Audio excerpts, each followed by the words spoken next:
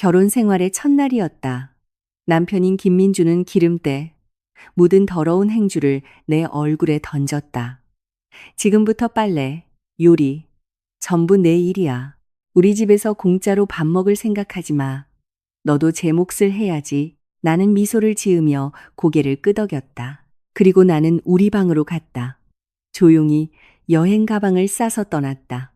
그날 밤 민준과 그의 가족이 퇴근하고 집에 돌아왔을 때 그들은 큰 충격을 받았다. 민준이 내게 그 행주를 던졌을 때 기름지고 더러운 물이 내 뺨을 타고 흘러내렸다.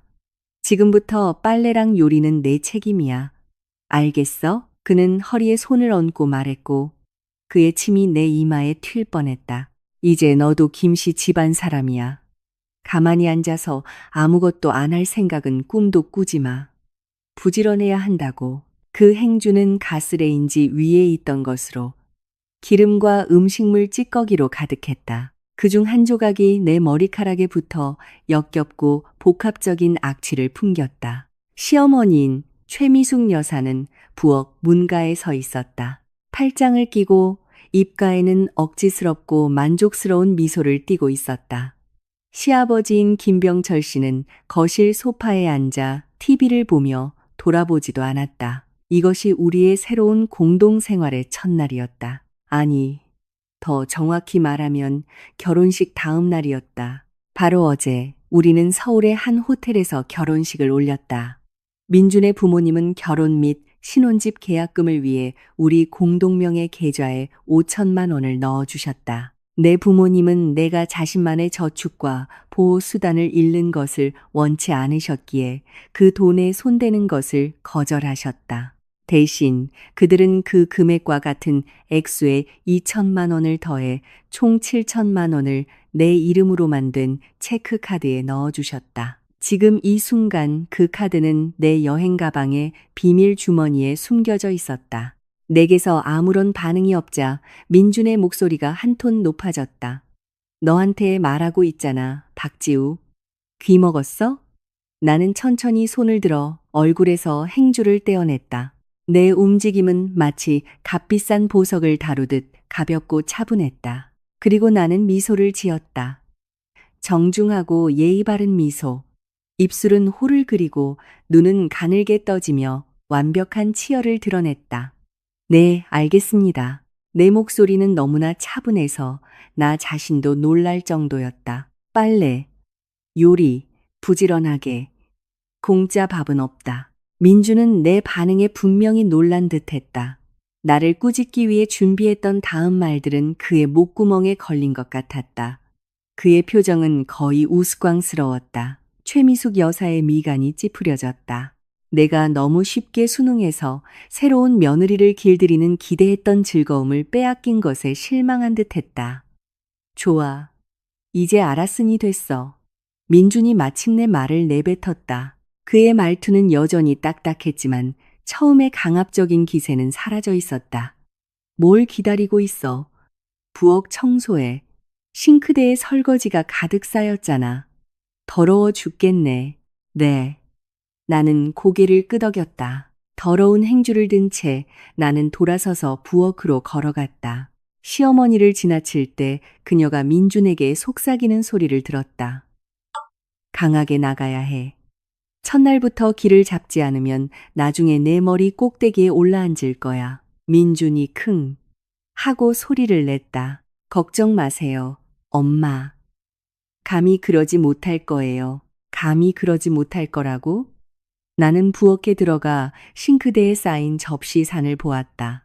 결혼식 전날 저녁 파티에서 남은 음식물, 오늘 아침 식사에서 나온 접시들, 그리고 언제부터인지 모를 다른 더러운 식기들이 기름진 더미를 이루고 있었다. 창밖의 햇살은 눈부시게 아름다웠다. 창문을 통해 들어와 음식물 찌꺼기가 가득한 접시들을 비추고 있었다. 나는 행주를 내려놓고 수도꼭지를 틀어 손을 씻었다. 비누를 3번이나 써가며 기름 냄새가 완전히 사라질 때까지 문질렀다. 그리고 앞치마를 벗었다. 이것은 우리 집에서 가져온 것이었다. 오늘 아침만 해도 새 것이었던 베이지 무늬가 있는 연분홍색 앞치마. 나는 그것을 깔끔하게 접어 깨끗한 조리대 한 구석에 올려놓았다. 부엌에서 나왔을 때 민주는 소파에 앉아 있었다. 휴대폰으로 모바일 게임을 하고 있었다. 발은 커피 테이블 위에 올려져 있었고 신발은 그대로 신고 있었다. 최미숙 여사는 발코니에서 빨래를 널고 있었다. 김병철 씨는 여전히 TV를 보고 있었다. 부엌 청소 다 했어? 민준이 쳐다보지도 않고 물었다. 아니요, 아직요. 내가 대답했다. 그가 고개를 들었다. 눈이 휘둥그레졌다. 그럼 여기서 뭐 하고 있어? 벌써부터 농땡이 부리는 거야? 나는 다시 미소 지었다. 아니요, 방에서 물건 좀 가지려고요. 빨리 해. 그가 짜증스럽게 손을 흔들었다. 30분 안에 끝내지 못하면 점심은 없는 줄 알아. 네, 나는 그들이 우리의 안방이라고 부르는 방으로 걸어갔다. 사실 그건 그들의 낡은 집에 있는 빈 방을 새로 페인트 칠한 것 뿐이었다. 새 침대와 Just Married라고 적힌 현수막이 벽에 붙어 있었다. 어제 결혼식에서 주례가 민준에게 물었다. 신랑, 이렇게 아름다운 신부를 맞이하게 되었는데 하고 싶은 말이 있습니까? 민준은 마이크에 대고 큰 소리로 말했다. 지우에게 행복한 삶을 선물하겠습니다. 평생 그녀를 아끼고 보살피겠습니다. 하객들은 박수를 쳤다. 관중석에 계신 부모님은 눈물을 닦고 계셨다. 그들의 딸이 평생의 안식처를 찾았다고 믿으면서 나는 옷장 문을 열었다. 내 옷은 왼쪽에 작은 공간을 차지하고 있었다. 오른쪽은 민준의 물건으로 가득했다. 내 여행 가방은 아직 구석에 있었다. 아직 완전히 짐을 풀지 않은 상태였다. 나는 무릎을 꿇고 가방을 열었다. 안에는 깔끔하게 접힌 내 옷들이 있었다. 맨 아래에는 지퍼가 달린 비밀 주머니가 있었다. 나는 손으로 더듬어 보았다. 단단하고 직사각형 모양의 카드가 여전히 그곳에 있었다. 7천만 원. 김씨 집안은 우리 공동 자금의 5천만 원을 보태 친척들 사이에서 큰 체면을 세웠다. 어머니는 그들의 선물은 오직 나를 위한 것, 사적인 비상금이라고 강조하셨다. 혹시 무슨 일이 생기면 그녀가 말했다. 내 자신만의 돈이 있어야 절대 곤경에 처하지 않는단다. 나는 어머니를 안고 울었다. 그 돈을 그냥 가지시라고 말하면서 아버지는 내 손에 카드를 쥐어주셨다. 가져가거라. 지우야. 민준이는 착한 청년 같지만 그 어머니는 좀 강해 보이는구나. 내 자신만의 돈이 있어야 항상 선택권을 가질 수 있단다. 지금 생각해보면 평생을 기계공으로 기계를 감정하며 살아온 아버지는 사람을 보는 눈이 정말 예리했다. 나는 옷 몇 가지와 몇몇 중요한 물건들을 백팩에 챙겨 넣었다. 운전면허증, 건강보험증, 주민등록증, 여권, 그리고 우리의 혼인관계 증명서. 나는 서랍에서 서류 폴더를 꺼내 열었다. 사진 속 나는 흰색 블라우스를 입고 있었다. 머리는 단정하게 빗었고 얼굴에는 정중한 미소를 짓고 있었다. 민준도 웃고 있었다. 하지만 그의 눈은 다른 곳을 향하고 있었다. 그 사진을 찍던 날 그는 친구들과 술을 마시러 가기 위해 서둘렀고 사진사에게 3번이나 재촉했다. 아래층에서 최미숙 여사의 목소리가 들렸다. 지우야, 거기서 죽었니? 내려와서 일 좀 해라. 나는 증명서를 서랍에 다시 던져 넣었다. 이제 내게는 아무 쓸모가 없었고 새로 발급받는 것은 번거로운 일이 될 것이다. 그냥 두고 가기로 했다. 나는 방을 마지막으로 훑어보았다. 내 물건은 별로 없었다. 여행 가방 하나와 백팩 하나에 다 들어갔다.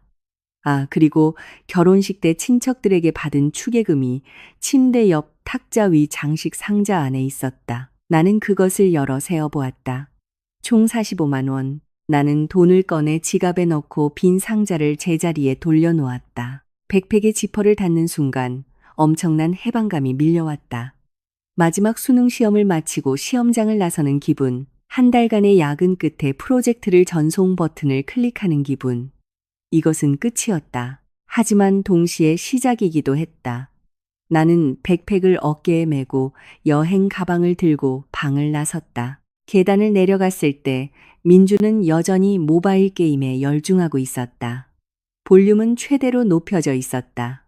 최미숙 여사는 식탁을 닦고 있었다. 나를 보자마자 잔소리를 하려던 그녀는 내 손에 들린 여행 가방을 보고 굳어버렸다. 너, 뭐 하는 거니? 민준도 고개를 들었다. 미간을 찌푸린 채 나는 다시 그 정중한 미소를 지었다. 생각해보니 두 분 말씀이 맞는 것 같아요. 뭐가 맞다는 거야? 제가 이 집에서 공짜 밥을 먹는 사람이 될 수는 없죠. 나는 한 글자 한 글자 또박또박 말했다.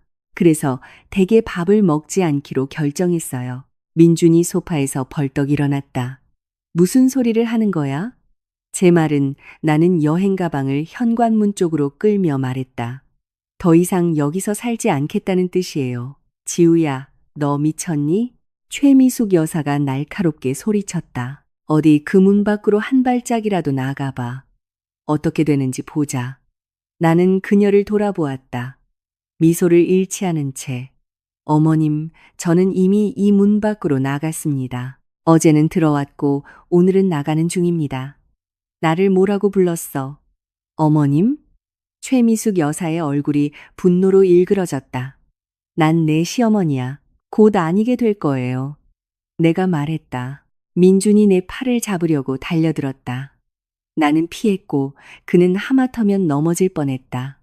박지우, 경고하는데 그가 말했다.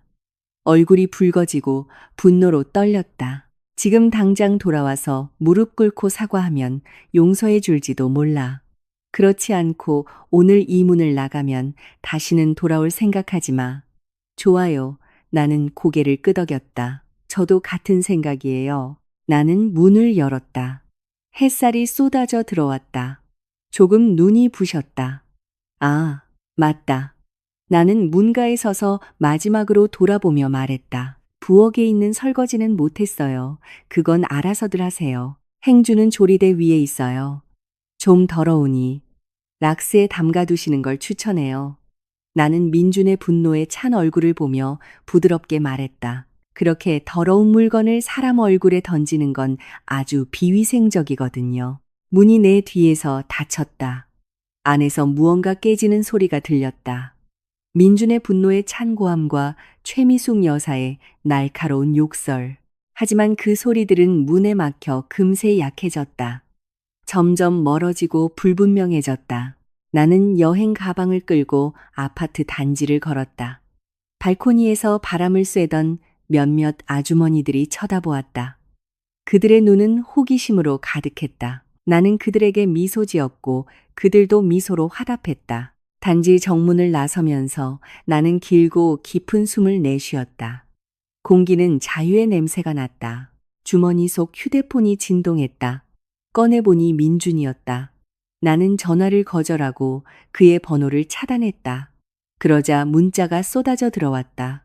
분노에 찬 메시지들. 나는 읽지 않았다. 그냥 대화 전체를 삭제했다. 휴대폰이 다시 울렸다. 이번에는 엄마였다. 나는 받았다. 지우야, 딸. 시댁은 어떠니? 민준이는 잘해주고, 시어머니가 힘들게 하지는 않고, 엄마의 목소리는 걱정으로 가득했다. 나는 길 위의 끝없는 차량 행렬을 바라보며 문득 미소를 지었다. 이번에는 진짜 미소였다. 엄마, 내가 말했다. 집에 가고 싶어요. 무슨 일이야?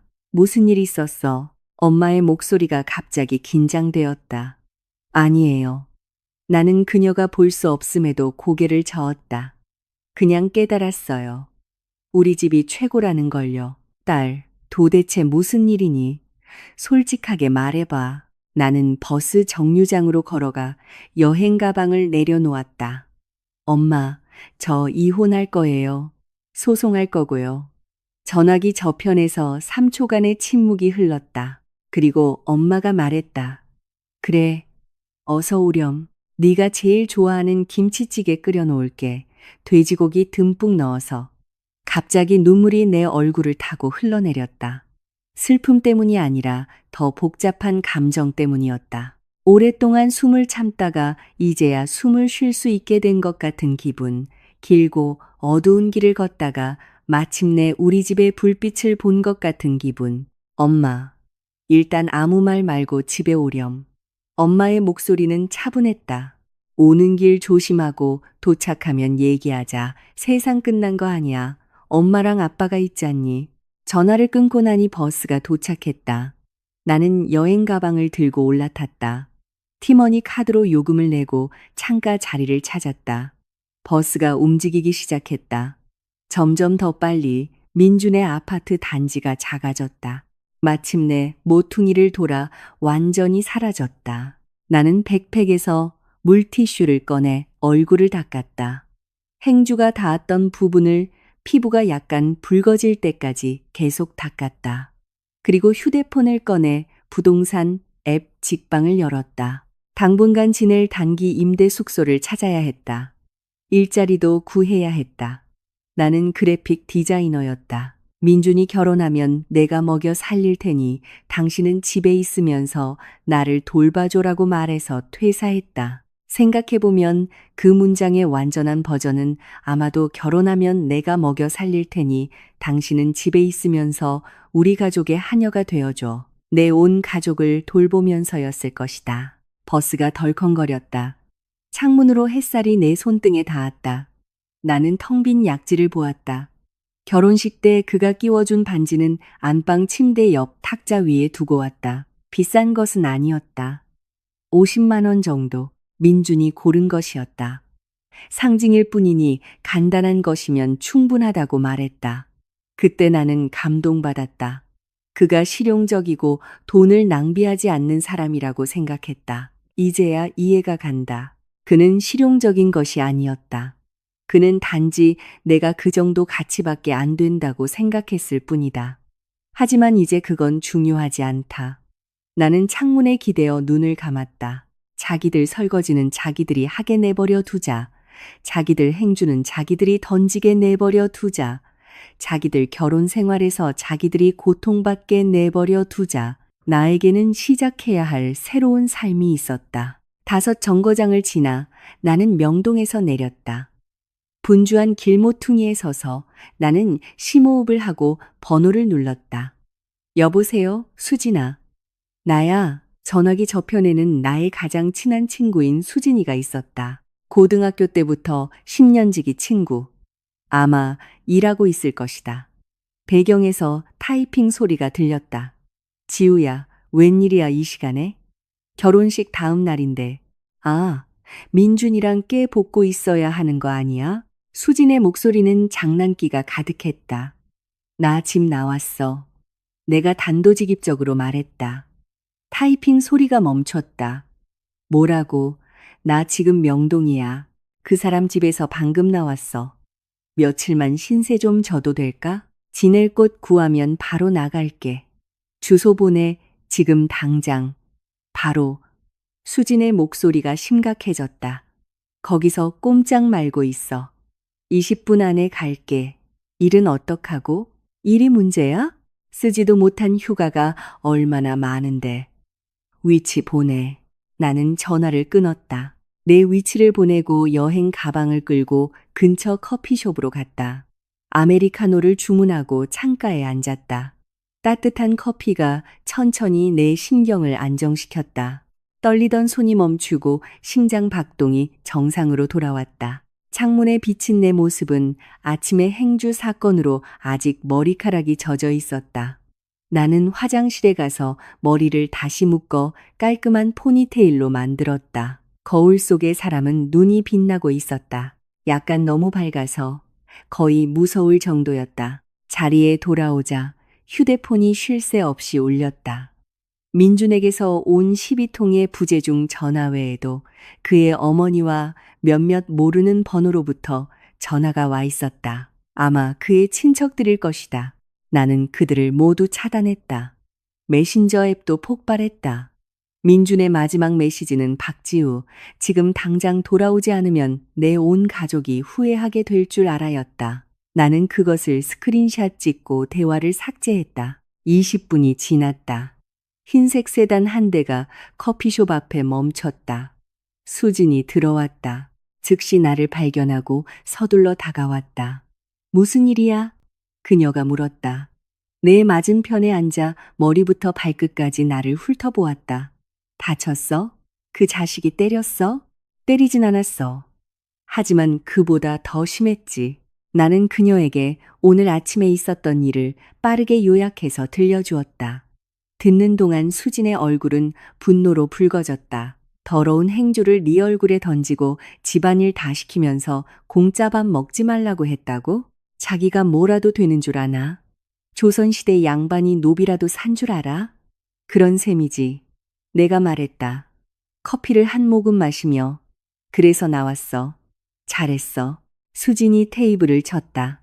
커피 잔이 덜컹거렸다. 그런 쓰레기랑 헤어지지 않으면 뭐 명절 선물로 쟁여두게. 잠깐, 너 집 나왔다고 했지. 이혼 소송할 계획이야? 당연하지. 내가 도와줄게. 수진이 말했다. 내 손을 잡으며 가자. 우리 집으로 가. 원할 때까지 살아도 돼. 월세 공짜. 밥도 내가 살게. 다시 눈시울이 뜨거워졌다. 수진아, 그런 신파 찍지 마. 수진이 일어서서 내 여행 가방을 잡았다. 차 밖에 있어. 아, 맞다. 부모님께는 말씀드렸어. 응, 엄마가 집에 오라고 하셨어. 내가 말했다. 돌아가기 전에 며칠 내 집에 머물면서 생각 좀 정리하려고. 아마 그게 더 나을 거야. 그 김씨 집안 사람들이 너희 부모님 댁에 가서 난리 칠지도 모르니 일단 숨어 있는 게 좋아. 수진이 미간을 찌푸리며 말했다. 준비해야 해. 그런 가족은 널 쉽게 놔주지 않을 거야. 나는 고개를 끄덕였다. 나도 그렇게 생각했다. 차 안에서 수진이 말했다. 참, 내 부모님이 주신 7천만 원. 설마 김씨네 집에 두고 온 건 아니지? 나한테 있어. 카드는 여행 가방에. 똑똑한 여자. 수진이 나에게 엄지를 치켜 세웠다. 그 돈 꼭 쥐고 있어. 법적으로 그런 선물은 결혼 전 내 고유 재산으로 취급돼. 아주 특별한 상황이 아니면 이혼하더라도 돌려줄 필요 없어. 하지만 김씨 집안에서 분명히 그걸 노릴 거야. 알아. 나는 도시의 건물들이 스쳐 지나가는 것을 보며 말했다. 그래서 단일원도 못 가져가게 할 거야. 수지는 마포구의 좋은 오피스텔에 살았다. 방 2개짜리의 인테리어도 멋졌다. 그녀는 싱글이었고 온라인 부티크를 운영해서 근무 시간이 유연하고 수입도 좋았다. 손님 방서. 친구도 새로 바꿨어. 지난달에 엄마가 주무시고 가셔서 전부 세탁해놨어. 수진이 말했다. 내 짐을 옮기는 것을 도와주면서 샤워하고 좀 쉬어. 저녁 뭐 먹을래? 내가 요리할 수도 있고 배달시켜도 돼. 아무거나 괜찮아. 수진아. 고마워. 또 시작이네. 수진이 손을 흔들었다. 친구가 이럴 때 쓰라고 있는 거지. 고등학교 때 우리 부모님 이혼하셨을 때 내가 너희 집에서 한 달 살았잖아. 너희 엄마가 매일 나한테 수프 끓여주셨어. 내가 고맙다고 했었나? 나는 미소 지었다. 그건 다르지. 똑같아. 수진이 나를 진지하게 쳐다봤다. 지우야, 기억해. 친구는 귀찮게 하라고 있는 거야. 네가 날 귀찮게 하지 않으면 내가 너한테 화낼 거야. 나는 고개를 끄덕였다. 코가 찡했지만 울음을 참았다. 화장실에서 따뜻한 물이 몸 위로 쏟아지자 굳어있던 몸의 근육들이 풀리기 시작하는 것을 느꼈다. 기름때의 느낌, 수치심이 물과 함께 씻겨 내려가는 것 같았다. 깨끗한 옷으로 갈아입고 나왔을 때 수지는 이미 배달 음식을 주문해 놓았다. 매운 마늘족발, 구운 곱창과 닭갈비, 그리고 카스 맥주 몇 캔, 지옥에서의 탈출과 너의 새로운 시작을 축하하기 위해 수진이 말했다. 캔을 따면서 나는 맥주를 들고 그녀의 캔에 내 캔을 부딪혔다. 새로운 시작을 위해 우리는 먹고 이야기했다. 수지는 내게 모든 세부 사항을 물었고 나는 약혼부터 결혼까지 모든 것을 그녀에게 털어놓았다.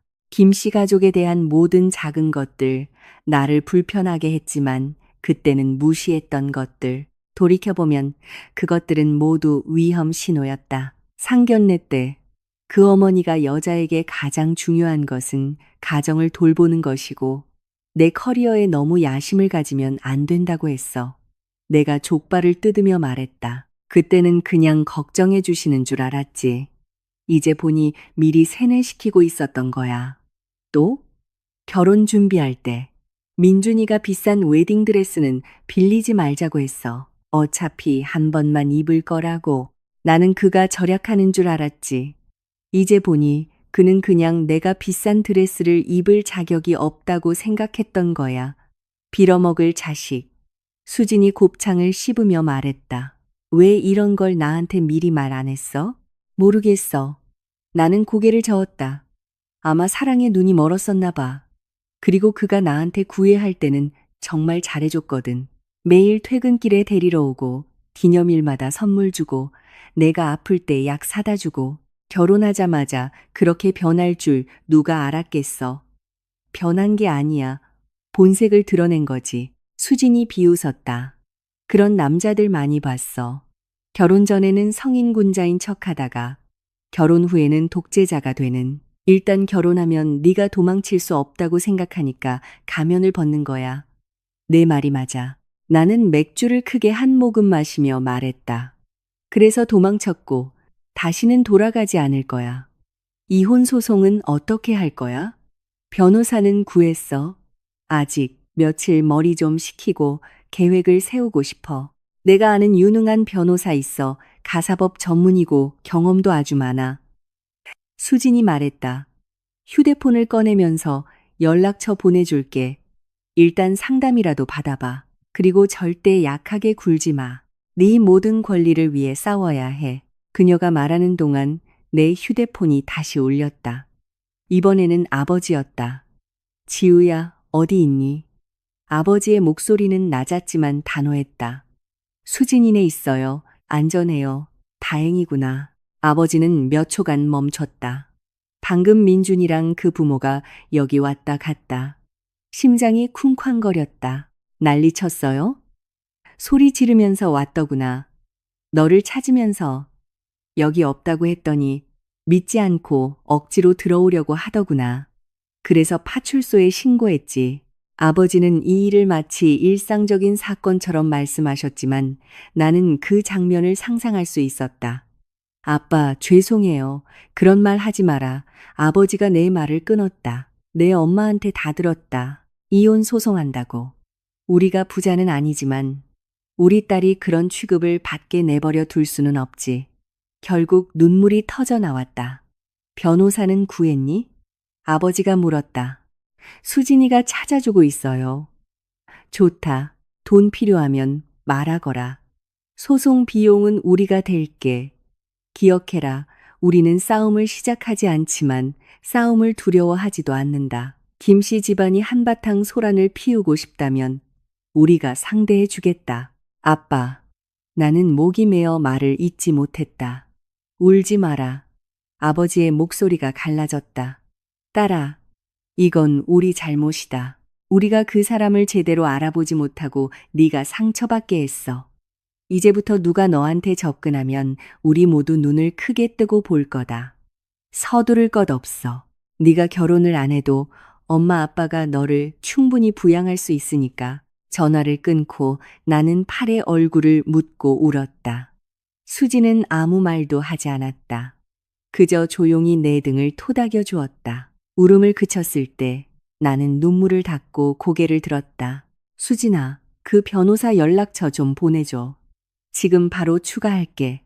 나는 메신저 앱으로 변호사를 추가하고 내 상황을 빠르게 설명했다. 박 변호사님은 신속하게 답장했다. 박지우 씨, 결혼 첫날부터 심각한 갈등이 발생한 상황에서는 배우자 또는 그 직계존속으로부터 심히 부당한 대우를 받았음을 이유로 재판상 이혼을 청구할 수 있습니다. 그리고 폭력 행위로 인해 가정폭력으로 고소할 수도 있습니다. 우선 별거 기간을 가지면서 모든 증거를 저장해 두시는 것을 제안합니다. 상대방 측에서 협박이나 괴롭힘을 보내온다면 즉시 경찰에 신고하여 기록을 남기십시오. 부모님이 주신 돈은 돌려줘야 하나요? 내가 물었다. 통상적으로는 아닙니다. 그런 선물은 혼인 전부터 가진 고유재산 또는 특유재산으로 간주되어 재산 분할 대상에 포함되지 않습니다. 그의 가족이 공동계좌에 기여한 5천만 원은 부부 공동재산으로 볼 수 있지만 사건의 경위와 매우 짧은 혼인 기간을 고려할 때 법원은 재산 관계를 해소하기 위해 그들에게 반환하라고 명령할 가능성이 높습니다. 당신의 돈은 당신의 것으로 남을 겁니다. 나는 안도감을 느꼈다. 그리고 조심하십시오. 이런 가족들은 때때로 폭력적이고 예측 불가능해질 수 있습니다. 당분간은 공공장소에 혼자 다니지 마시고 현재 위치를 비밀로 유지하시길 권합니다. 감사합니다. 박 변호사님. 천만에요. 정식으로 이혼 절차를 시작하기로 결정하시면 만날 시간을 정하도록 하죠. 네. 상담이 끝난 후 시간을 보니 오후 3시 30분이었다. 휴대폰이 다시 울렸다. 다른 번호를 사용하는 민준이었다. 나는 받았지만 말은 하지 않았다. 박지우, 드디어 전화를 받는군. 민준의 목소리는 분노로 가득했다. 도대체 어디 처박혀 있는 거야? 당장 돌아와. 민준 씨, 내가 차분하게 말했다. 우리 이혼해요. 소송할 거예요. 전화기 저편에서 3초간의 침묵이 흘렀다. 그리고 그가 폭발했다. 이혼? 무슨 미친 소리야. 우리 어제 막 결혼했잖아. 그러게요. 내가 대답했다. 어제 결혼했는데 오늘 헤어질 수는 없나요? 너 다른 남자라도 생긴 거야? 처음부터 이걸 계획했어? 그래서 나한테 이러는 거야? 민준의 목소리는 의심과 분노로 가득했다. 나는 웃었다. 민준 씨, 내 얼굴에 그 기름진 행주를 던질 때 내가 다른 남자가 있는지 생각했어요? 그건 널 위해서 한 거야. 널 가르치려고. 그럼 저도 당신을 위해서 이러는 거예요. 당신이 제대로 된 인간이 되도록 가르치려고요. 내가 차갑게 말했다. 제 변호사가 이혼 서류를 준비할 거예요. 당신은 서명만 하면 돼요. 돈에 관해서는 법대로 하죠. 당신 가족이 기여한 부분은 돌려주는데 문제 없어요. 하지만 우리 가족이 준 선물에서 단 1원이라도 얻을 수 있다고 생각한다면 꿈 깨세요. 박지우. 나 시험하지 마. 말해두는데 지금 당장 돌아와서 사과하면 용서해 줄 수도 있어. 그렇지 않으면 내 평판을 망가뜨려 버릴 거야. 내 가족이 이 도시에서 얼굴도 못 들고 다니게 만들어주지. 그래요? 기대하고 있을게요. 내가 말했다. 아, 그리고 참고로 이 통화 내용 전부 녹음하고 있어요. 협박과 괴롭힘은 증거가 되죠. 제 평판을 망가뜨리고 싶다고요? 저는 당신을 가정폭력과 협박죄로 며칠 밤 유치장에 보낼 수 있어요. 너, 민주는 내가 녹음하고 있다는 사실에 분명히 충격을 받았고 분노의 말을 잇지 못했다. 더 할 말 있어요? 없으면 끊을게요. 박지우, 너. 나는 전화를 끊고 번호를 차단했다. 멋지다. 수진이 나에게 엄지를 치켜 세웠다. 그렇게 대처해야 해. 저런 인간들은 약자에게 강하고 강자에게 약한 양아치들이야. 그랬으면 좋겠다. 나는 한숨을 쉬었다. 손바닥에 땀이 찼다. 방금은 강한 척했지만 사실 심장이 미친 듯이 뛰고 있었다. 하지만 단 한 발짝도 물러설 수 없다는 것을 알았다. 이제 어쩔 거야? 수진이 물었다. 며칠 여기서 지내면서 아파트 구하고 일자리도 알아볼 거야. 모아둔 돈도 있고 그 7천만 원도 있으니 시간이 좀 걸려도 괜찮을 거야. 안정되면 정식으로 소송을 제기할 거야. 일자리 구하는 거 서두르지 마. 우리 회사에서 디자이너 찾고 있어. 나한테 와. 시장가에 맞춰서 월급 줄게. 수진이 제안했다. 그리고 집 구할 때도 천천히 해. 안전이 제일이야. 수진아, 이 은혜를 어떻게 갚아야 할지 모르겠다. 이 모든 게 끝나면 맛있는 저녁이나 사. 지금은 당면한 문제에 집중하자. 민준이가 쉽게 포기하지 않을 거야. 다음 수를 생각해야 해. 우리가 이야기하는 동안 초인종이 울렸다. 우리는 서로를 쳐다보았다. 그녀는 문으로 가서 현관 렌즈를 들여다보았다. 그녀는 나를 돌아보며 고개를 저었다. 소리 없이 입을 벌렸다. 모르는 사람이야. 밖에서 여성의 목소리가 들렸다. 실례합니다. 박지우 씨 계신가요? 저 민준이 사촌이에요. 얘기 좀 해야겠어요. 우리 얼굴이 창백해졌다. 어떻게 나를 찾았지? 목소리가 계속되었다. 지우야, 안에 있는 거 알아. 문 열어. 얘기 좀 하자. 수진이 나를 쳐다보았다. 어떻게 할 거냐고 묻는 듯이 나는 고개를 저었다. 문을 열지 말라고 신호하면서. 지우야, 숨지 마. 우리 이거 해결해야 해. 평생 숨어 살 수는 없잖아. 여자의 목소리가 커졌다. 나 민준이 사촌, 유라 언니야. 어제 결혼식에서 봤잖아. 문만 열어줘. 어른들답게 얘기하자. 나는 심호흡을 하고 문으로 걸어갔지만 열지는 않았다. 유라 씨, 할 말 있으면 문 밖에서 하세요. 지금 문을 여는 건 좋지 않을 것 같아요. 뭐가 안 좋아? 나 내 사촌 형님이야. 남도 아니고 유라의 말투는 분명히 짜증이 섞여 있었다. 너무 철없이 구는 거 아니야? 결혼한 지 하루 만에 가출을 하고 집안이 어떻게 되겠어? 민준이랑 부모님이 얼마나 걱정하시는지 알아. 걱정한다고 나는 차갑게 웃었다. 자기들 시중 들고 하녀 노릇할 사람이 없어져서 걱정하는 거겠지. 그 말이 하고 싶은 거잖아. 밖에서 잠시 침묵이 흘렀다. 지우야, 무슨 말을 그렇게 해? 어제 막 김씨 집안 사람이 됐으면서 태도가 그게 뭐니? 내 부모님이 그렇게 가르치셨어. 우리 부모님은 사람들이 나를 대하는 대로 그들을 대하라고 가르치셨어요. 내가 문을 통해 말했다. 유라 씨, 만약 그 사람 대변인 노릇 하러 오셨다면 그냥 돌아가세요. 저 그 사람이랑 이혼할 거예요. 그리고 이야기는 끝났다. 이혼? 네가 그냥 그렇게 말하면 끝날 것 같아? 유라는 분명히 화가 났다. 우리 사회에서 이혼녀라는 게 어떤 평판을 받는지 알아? 누가 이혼한 여자를 좋아하겠어. 넌 민준이한테 시집 온 것만으로도 행운이야. 집도 있고 안정적인 직장도 있고 그가 너랑 결혼해 준 건 내게 축복이라고. 배은망덕하게 굴지 마. 수진이 참지 못하고 말을 하려 했지만 내가 그녀를 막았다. 나는 문에 대고 말했다. 그 축복 그냥 당신이 가지세요. 뭐? 유라는 말을 잇지 못했다. 박지우, 용감하네. 하지만 말해두는데 네가 생각하는 것처럼 그 이혼이 그렇게 쉽지는 않을 거야. 그 5천만 원, 그리고 결혼식에 쓴 모든 비용, 내 가족이 마지막 일원까지 다 갚아야 할 거야. 그렇지 않으면 법정에서 보자고. 좋아요, 법정에서 보죠. 내가 말했다. 판사님이 결혼 첫날 아내 얼굴에 더러운 행주를 던지고 공짜 하녀가 되길 기대한 남편에 대해 듣는 걸 아주 좋아할 거예요. 판사님이 그 결혼을 계속해야 한다고 생각할지 한번 보자고요. 무슨 소리야? 널 그냥 가르치려고 한 것뿐이야. 그렇다면 법원이 법으로 그 사람에게도 교훈을 가르쳐 주겠죠. 내 목소리가 단호해졌다. 유라 씨, 이제 가세요. 그렇지 않으면 경찰에 신고해서 소란 및 괴롭힘으로 고소할 거예요. 그래, 신고해봐. 경찰이 누구 편을 드는지 보자고. 유라는 복도에서 소란을 피우기 시작했다. 이웃 여러분, 와서 들어보세요. 이 새색 씨가 결혼한 지 하루 만에 가출했어요. 우리 가족 돈 수천만 원을 사기친 후에 이혼하려고 해요.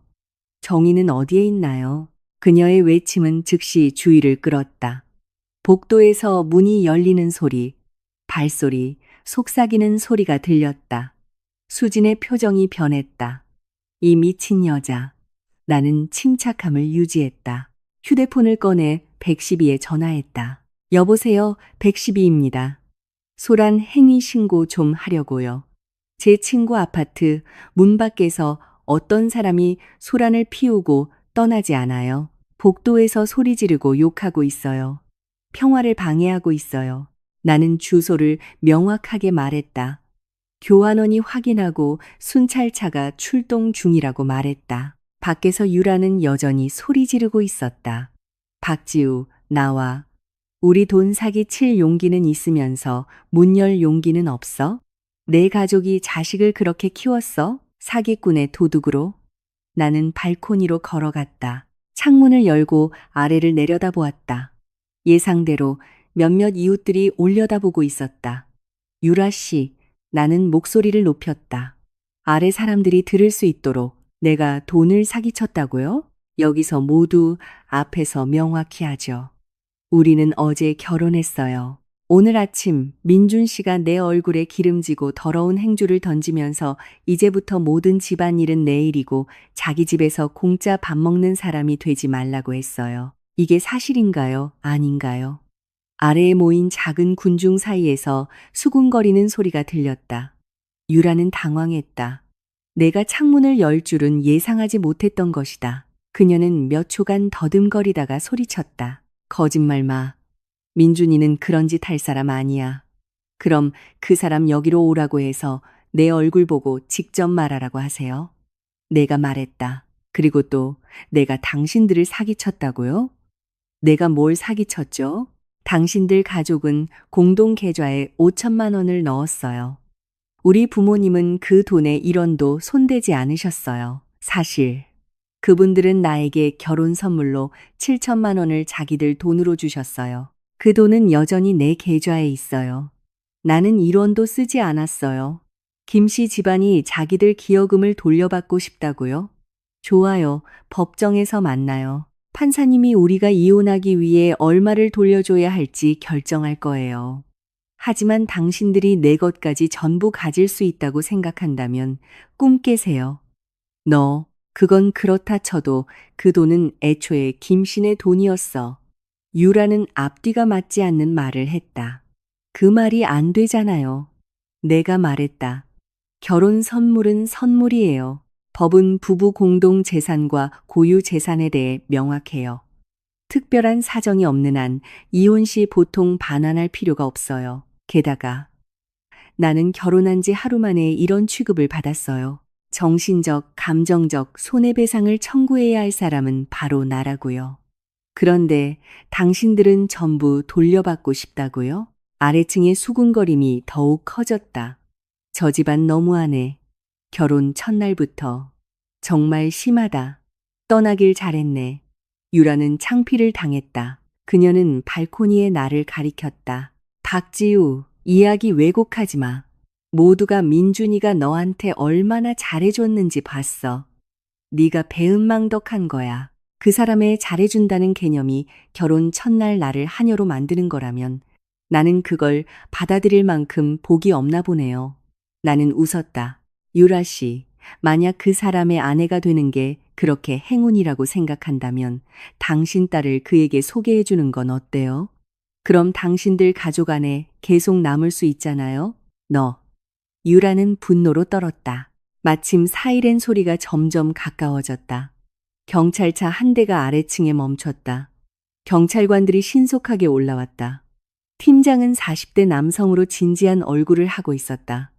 무슨 일입니까? 누가 신고했죠? 저요. 내가 말했다. 저분이 제 문 앞에서 소란을 피우고 있어요. 떠나지 않고 온갖 소리를 지르고 있어요. 공공질서를 해치고 있어요. 수진이 덧붙였다. 경찰관이 유라를 쳐다봤다. 당신은요? 저는 남편의 사촌이에요. 좋게 이야기하려고 온 것뿐이에요. 유라가 말했다.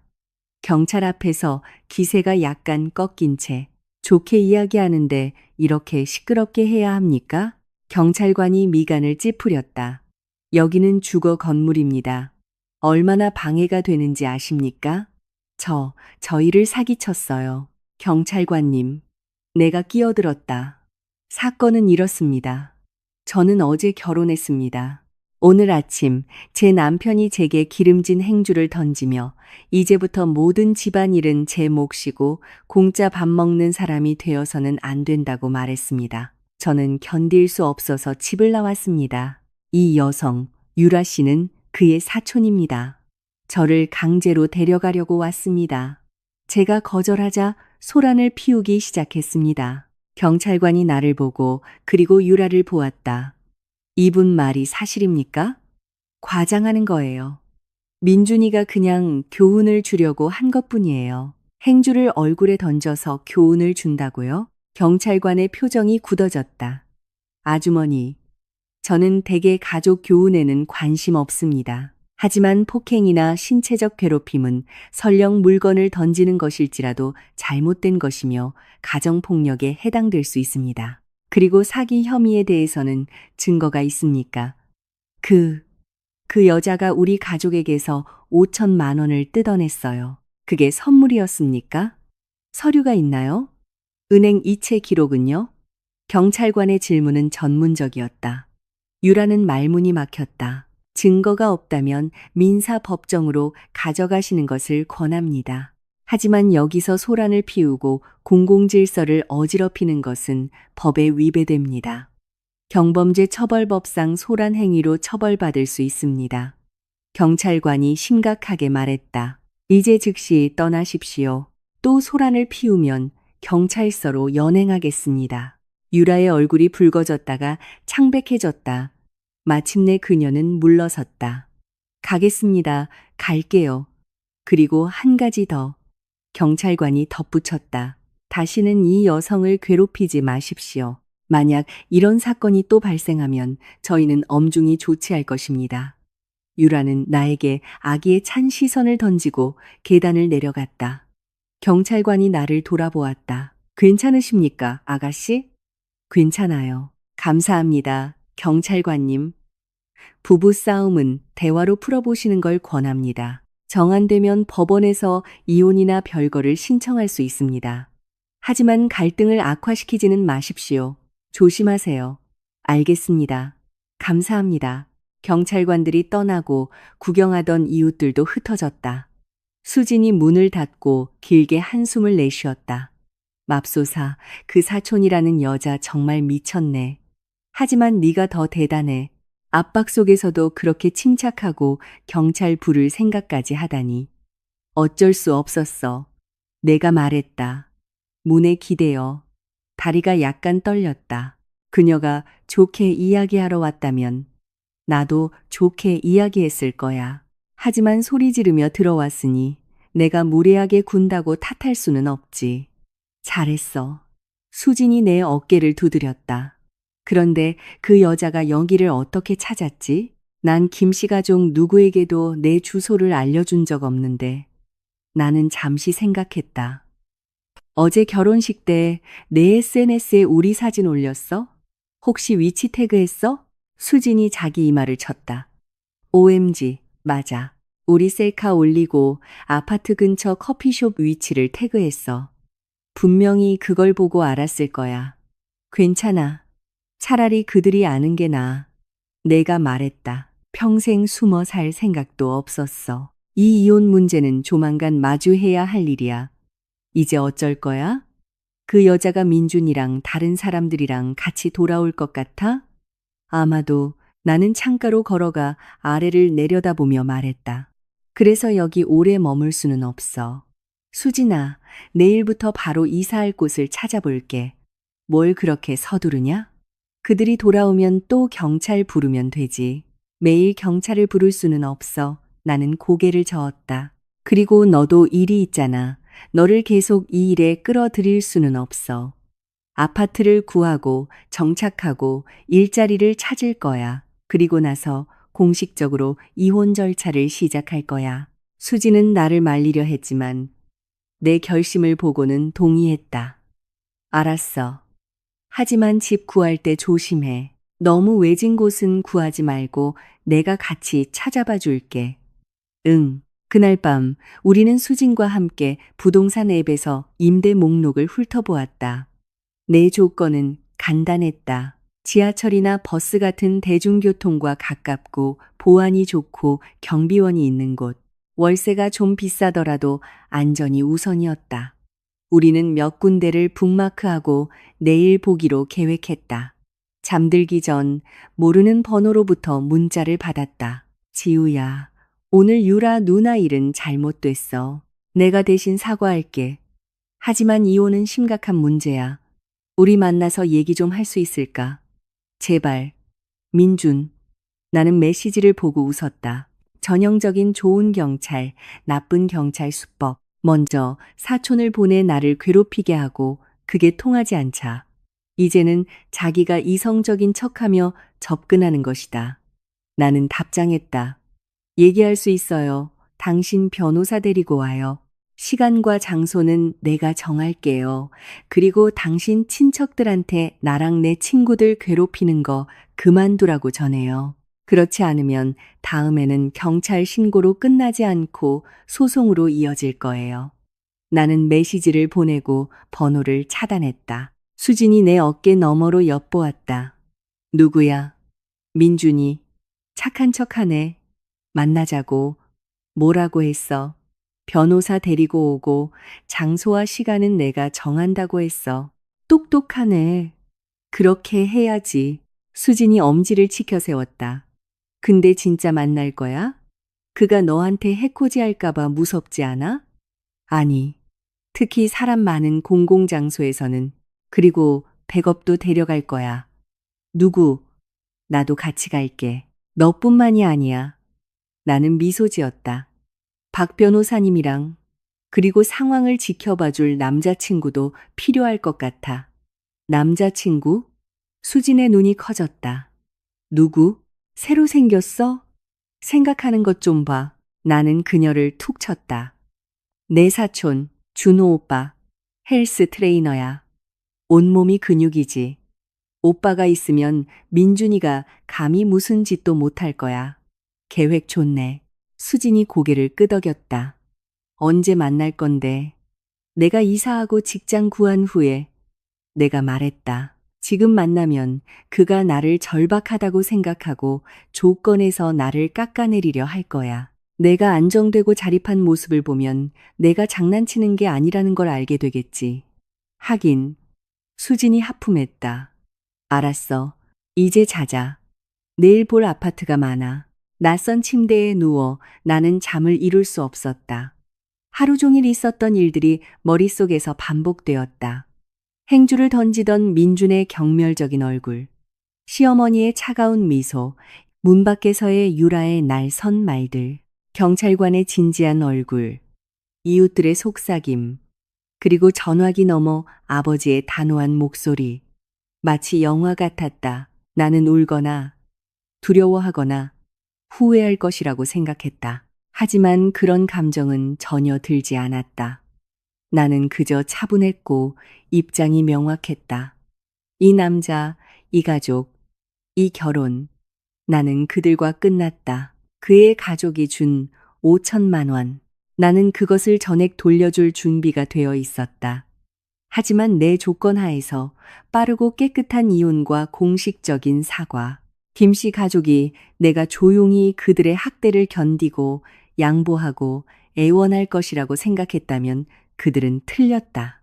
나 박지우는 절대 지지 않을 것이다. 과거에도, 지금도, 그리고 앞으로도 영원히 달빛이 커튼 틈으로 스며들어 바닥에 희미한 빛을 남겼다. 나는 눈을 감았다.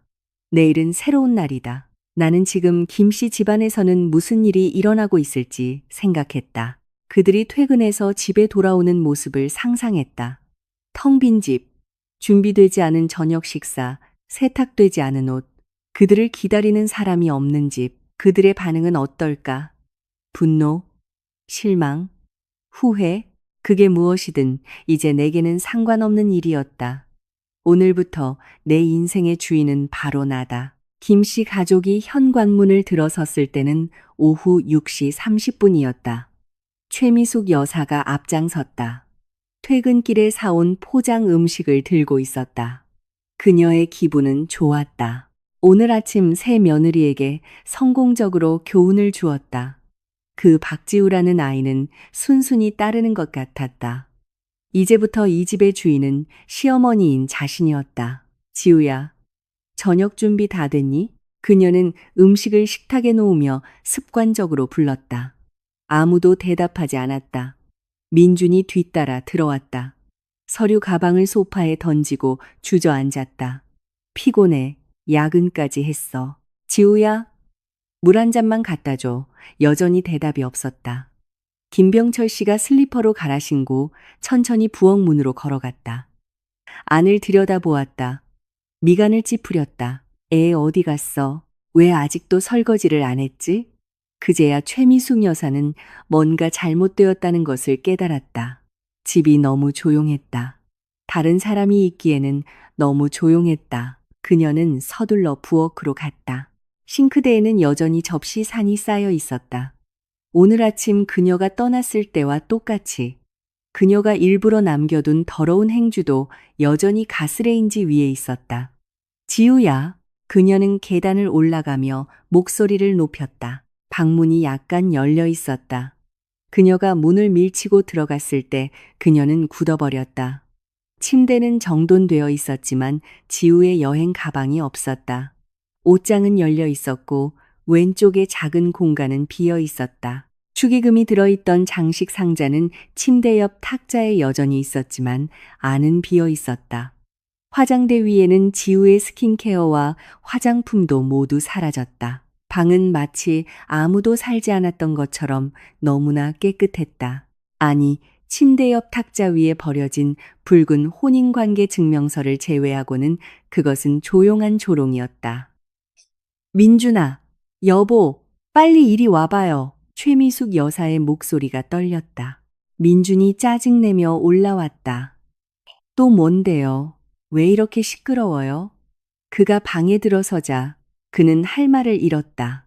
어디 갔어? 민준의 눈이 커지며 방을 둘러보았다. 어제 웨딩드레스를 입고 수줍게 웃던 여자가 그냥 사라졌다는 것을 믿을 수 없는 듯 했다. 김병철 씨도 올라왔다. 얼굴이 어두웠다. 없구나.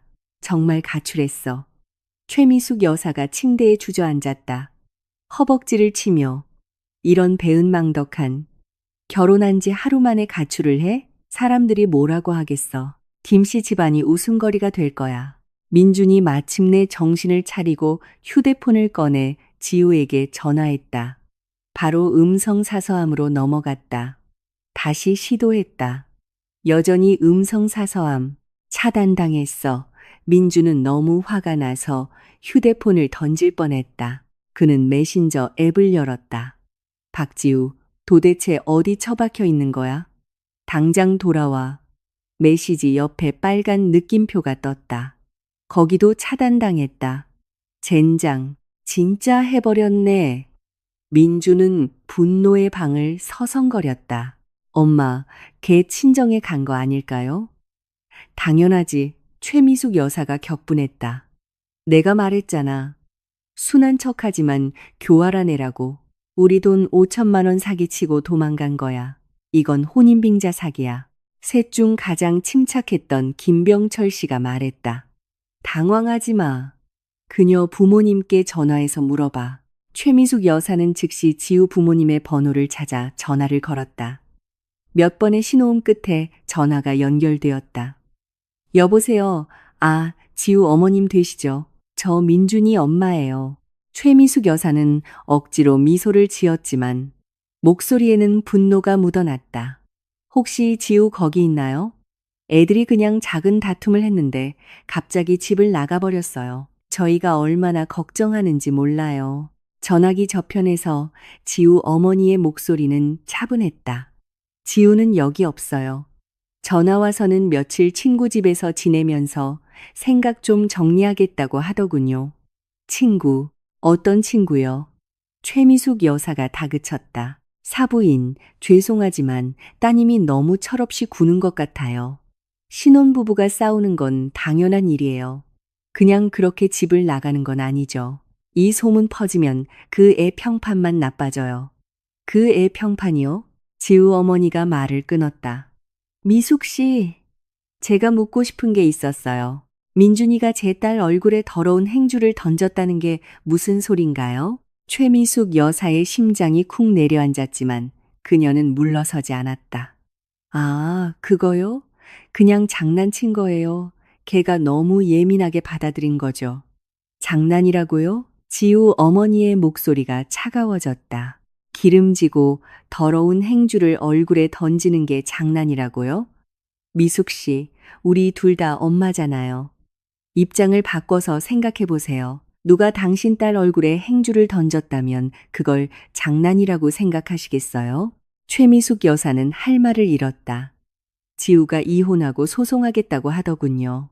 만약 동의하신다면 조용히 처리할 수 있을 거예요. 그렇지 않으면 법정에서 만나요.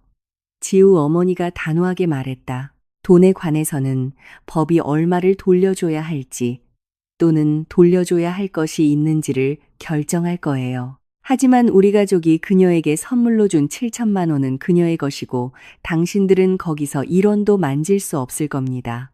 당신들, 이건 사기야. 혼인빙자 사기라고. 최미숙 여사가 소리쳤다. 사기요?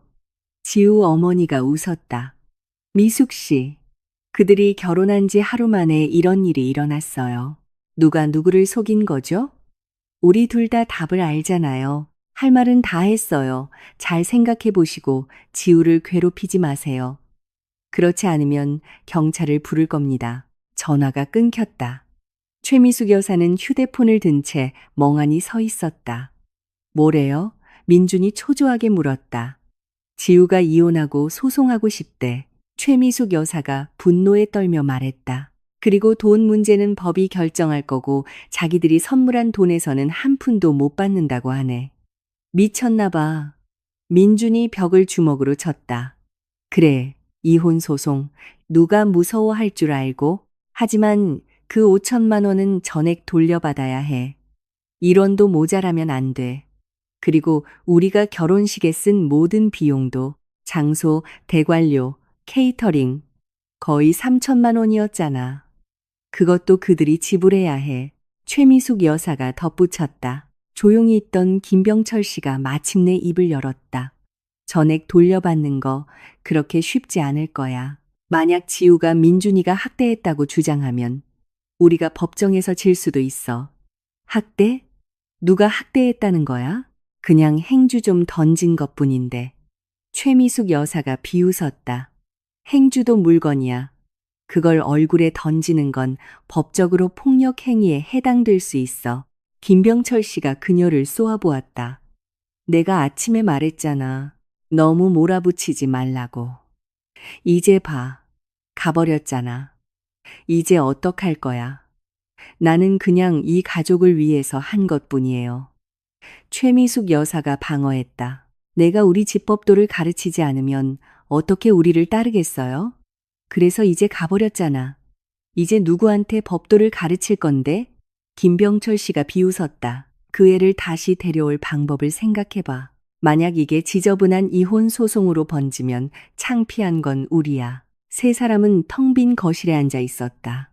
식욕도 없었다. 식탁 위의 포장 음식은 그들의 마음처럼 차갑게 식어 있었다. 마침내 민준이 침묵을 깼다. 유라 누나한테 찾아보라고 할게요. 유라 누나가 지우 베프를 알아요. 찾을 수 있을 거예요. 그래, 유라를 보내. 최미숙 여사는 이 아이디어를 구명줄처럼 붙잡았다. 유라는 강단이 있으니까 분명히 그 애를 다시 데려올 수 있을 거야. 그리고 그렇게 오후의 장면이 벌어졌다. 유라는 실패하고 엉망인 모습으로 돌아왔다. 들어오자마자 그녀는 울기 시작했다. 삼촌, 숙모, 그 박지우라는 애 정말 대단해요. 경찰을 불렀어요. 경찰이 저를 쫓아냈어요. 다시 돌아오면 체포하겠다고 했어요. 뭐라고? 최미숙 여사는 기가 막혔다. 그리고 모든 이웃들에게 민준이가 행주를 던졌고 우리 가족이 자기를 공짜하녀 취급했다고 말했어요. 유라가 이야기를 부풀려 덧붙였다. 이제 그 오피스텔 사람들 다 알아요. 우리가 등 돌리면 우리에 대해 뭐라고 말할지 상상만 해도 끔찍해요. 민준의 얼굴이 창백해졌다. 김병철 씨는 담배를 피웠다. 내가 말했지. 그 여자의 보통이 아니라고. 그럼 이제 어떡해요? 최미숙 여사가 당황했다. 정말로 우리랑 이혼할 수는 없잖아요? 그 5천만 원은 어떡하고? 그래, 이혼. 민준이 이를 갈았다. 하지만 그냥 그렇게 놔두진 않을 거야. 돈은 전액 돌려받아야 하고 그 애 평판을 망가뜨려야 해. 그 후에 누가 그녀를 원하는지 한번 보자고. 맞아. 그냥 넘어갈 수는 없어. 유라가 끼어들었다. 내가 아는 사람들 중에 유명한 맘카페 운영자랑 동네 유튜버들이 있어. 우리가 겪은 일을 글로 쓸 수 있어. 그녀가 혼인빙자사 기꾼이라고 말하는 거야. 이 도시에서 어떻게 살아남는지 한번 보자고. 김병철 씨는 아무 말 없이 그들을 쳐다보았다. 그의 표정은 어두웠다. 저녁 8시. 민주는 새 번호를 이용해 나에게 겉으로는 화해하려는 듯한 문자를 보냈다. 그는 나를 개인적으로 만나 이야기하려고 했다. 여자들은 달콤한 말 몇 마디에 쉽게 조종당한다고 생각했던 것이다. 내 대답이 바위처럼 단단할 줄은 예상하지 못했다. 얘기할 수 있어요. 당신 변호사 데리고 와요. 시간과 장소는 내가 정할게요. 그리고 나를 더 이상 괴롭히지 말라고 경고까지 했다.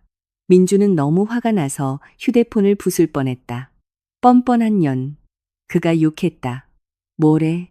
최미숙 여사가 물었다. 민주는 그녀에게 휴대폰을 던졌다. 메시지를 읽은 후 최미숙 여사도 같은 반응을 보였다.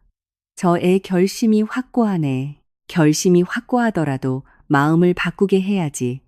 민준의 눈이 위협적으로 빛났다. 그렇지 않으면 내가 어떻게 얼굴을 들고 다니겠어? 어제 결혼했는데 오늘 아내가 가출했어. 동료들이나 친구들이 물어보면 뭐라고 말해? 그럼 어떡할 건데? 민주는 방을 서성거리다가 갑자기 멈췄다. 이야기하고 싶다고? 그래, 이야기하자. 하지만 우리 조건대로. 무슨 조건? 5천만 원 전액 돌려받고 사과하고 그리고 집에 돌아와서 제대로 된 아내 노릇하는 거. 민준이 말했다. 그렇지 않으면 후회하게 될 거야. 그 애가 거기에 동의하겠어? 동의하지 않으면 민준이 비웃었다. 동의하게 만들 방법은 많아. 그는 연락처 목록을 열어 번호를 찾아 전화를 걸었다. 마이크 형, 나야. 부탁할 게 있어. 사람 하나 찾아줘. 박지우. 내 아내야. 방금 결혼했는데 가출했어. 그녀가 어디 있는지 알아내야 해. 그리고 그녀 부모님 집이랑 베프 집을 감시해줘. 돈은 문제 없어. 알았어, 동생. 소식 전해줄게. 전화를 끊은 후 민준의 얼굴에 오만한 미소가 번졌다.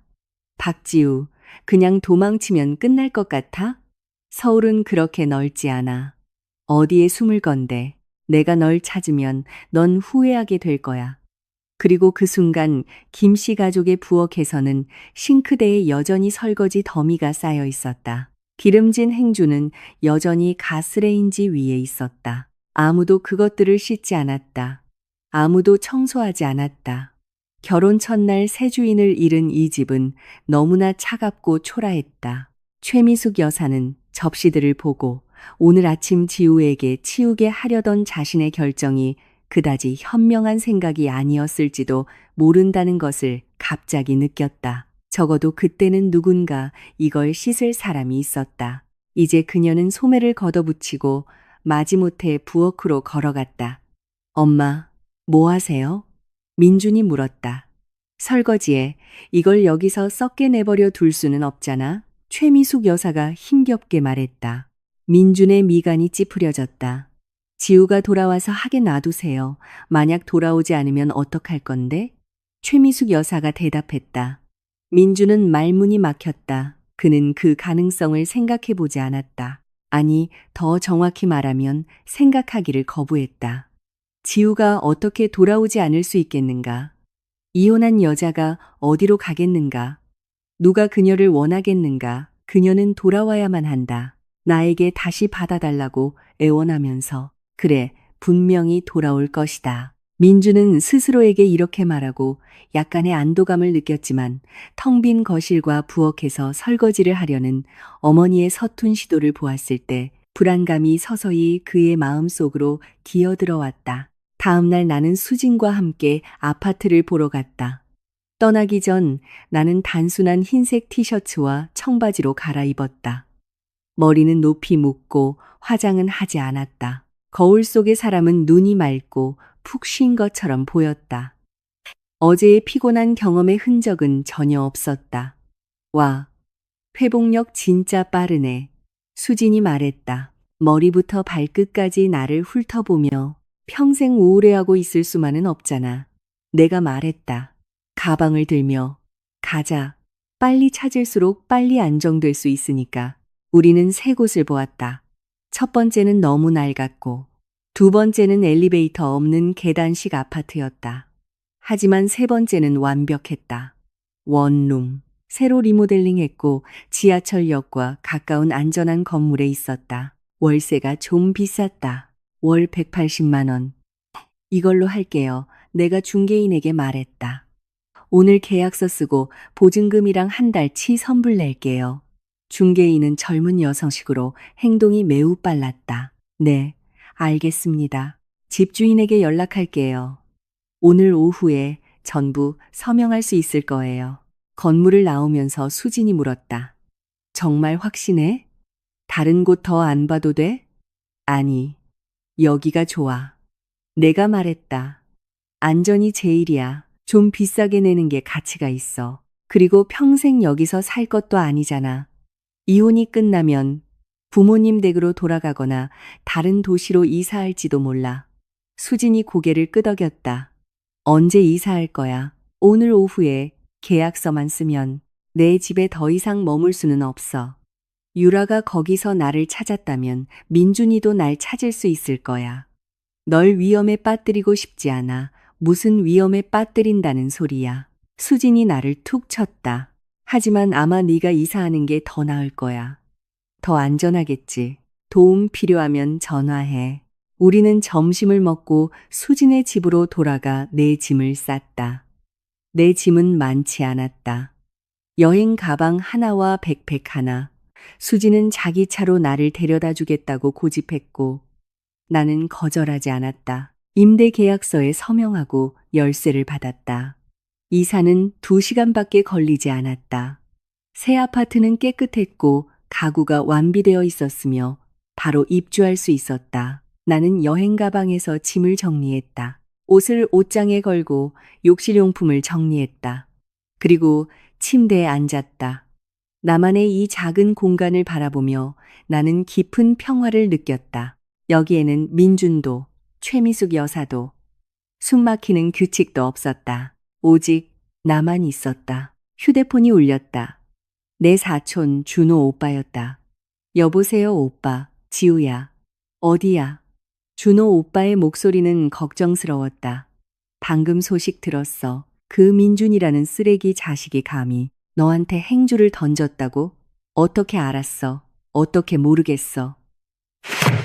민준이 엄마가 만나는 친척들마다 울면서 네가 결혼 사기꾼이고 결혼 후에 도망쳤다고 말하고 다녀.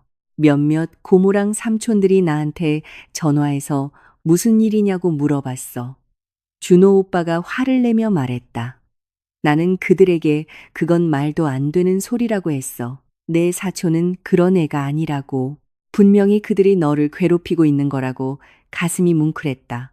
준호 오빠, 그들이 뭐라고 하든 신경 쓰지 마. 나 이혼하고 소송할 거야. 당연하지. 그런 집안이랑 결혼하는 사람은 고생을 자초하는 거야. 준호 오빠가 말을 멈췄다. 너 지금 어디야? 안전해? 민준이가 괴롭히지는 않고 아파트 임대했어. 여기서 안전해. 민준이가 사촌을 보내서 날 찾으려고 했는데 경찰 불렀어. 잘했네. 준호 오빠가 말했다. 하지만 그래도 조심해야 해. 내가 민준이를 몇 번 봤는데 양아치 같더라. 만약 그가 감히 널 다치게 하면 나한테 전화해. 헬스장에서 남자들 데리고 가서 우리가 처리해 줄게. 나는 웃었다. 그럴 필요까지는 없어. 우리는 법치 사회에 살고 있잖아. 주먹 다짐이 아니라. 하지만 사실 오빠한테 부탁할 게 있어. 뭔데? 며칠 안에 이혼이랑 재산 문제로 민준이를 만날지도 몰라. 백업으로 오빠가 같이 있어줬으면 좋겠어. 문제 없어. 언제 어디서든 말만 해. 내가 갈게. 준호 오빠가 즉시 동의했다. 하지만 지우야, 정말 그 사람하고 얘기하고 싶어? 그냥 바로 소송 제기하는 건 안 돼? 먼저 대화와 재산에 대한 합의를 시도해 보고 싶어. 그게 안 되면 그때 본격적으로 소송을 제기할 거야. 내가 말했다. 가능한 한 빨리 이 일을 끝내고 싶어. 알았어. 내가 결정해. 돈이나 사람 필요하면 말만 해. 우리가 부자는 아니지만 괴롭힘 당하고 살지는 않아. 고마워, 준호 오빠. 전화를 끊고 나는 침대에 누워 천장을 바라보았다. 다음 단계. 직장 구하기. 나는 사람인의 내 이력서를 업데이트하고 포트폴리오를 정리하고 지원하기 시작했다. 그래픽 디자인 분야에서 일자리를 찾는 것은 어렵지 않았지만 좋은 자리는 드물었다. 나는 많은 것을 요구하지 않았다. 일상 비용을 충당할 수 있는 충분한 급여면 되었다. 가장 중요한 것은 가능한 한 빨리 일을 시작하는 것이었다. 10여 개의 지원서를 보낸 후 나는 휴대폰을 내려놓고 아파트를 정리하기 시작했다. 다음 날 오후 4시 휴대폰이 울렸다. 모르는 번호. 나는 망설였지만 받았다. 여보세요. 안녕하세요. 박지우 씨 되십니까? 젊은 남자의 정중한 목소리. 네, 맞습니다. 누구시죠?